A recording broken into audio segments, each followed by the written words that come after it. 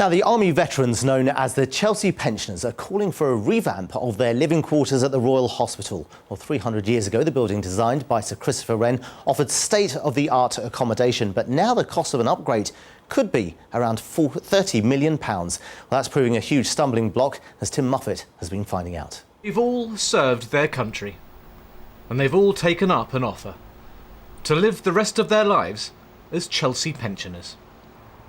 Home is this Sir Christopher Wren masterpiece, but a Grade 1 listed building of this age has one major drawback: sleeping quarters that have barely changed in 300 years. Well, this is where the pensioners sleep. Now, none of them are expecting luxury accommodation, but this is pretty basic. It is a 9-foot by 9-foot wooden cabin. There are no windows, and for every 36 men, there are 4 toilets and 2 showers. And for many of these elderly residents, a visit to the loo involves a walk of 100 metres. A couple of months ago we had a Russian sickness, and by God, that was a scene to behold. People who walked around with 2 sticks during the day was galloping along this here like Limpert Christie. There is a widely held view that things need to change.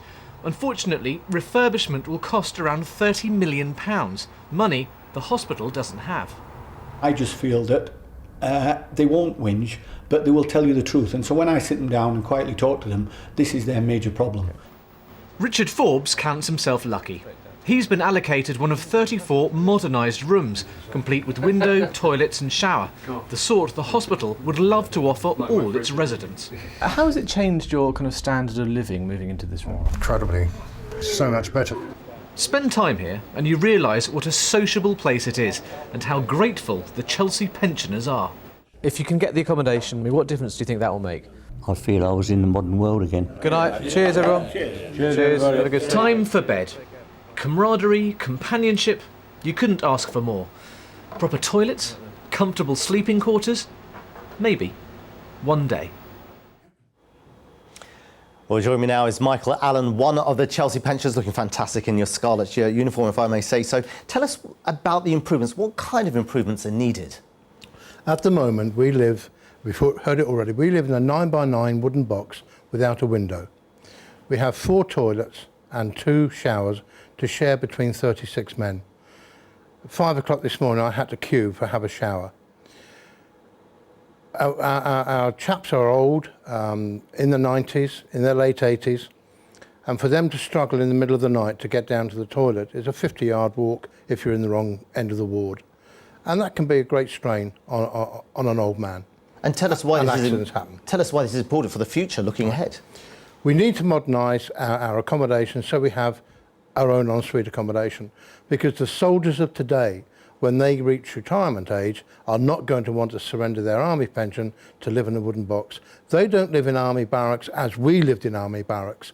They have their own ensuite accommodation now, and that's what we want. And are you confident of getting the money needed for this revamp? It's all on the generosity of the people out there. We have to raise every penny for it. Yes, we are hoping very much that they will help us. Well, good luck with this anyway. Mike Allen, thanks very much for your time this afternoon.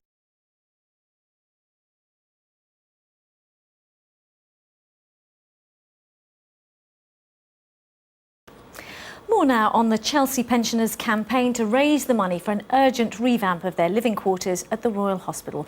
They need around £30 million to bring the accommodation up to date. Well, with me now is Michael Allen, one of the Chelsea pensioners, and the Development Director of the Royal Hospital, Chelsea, David Helens. Welcome to you both.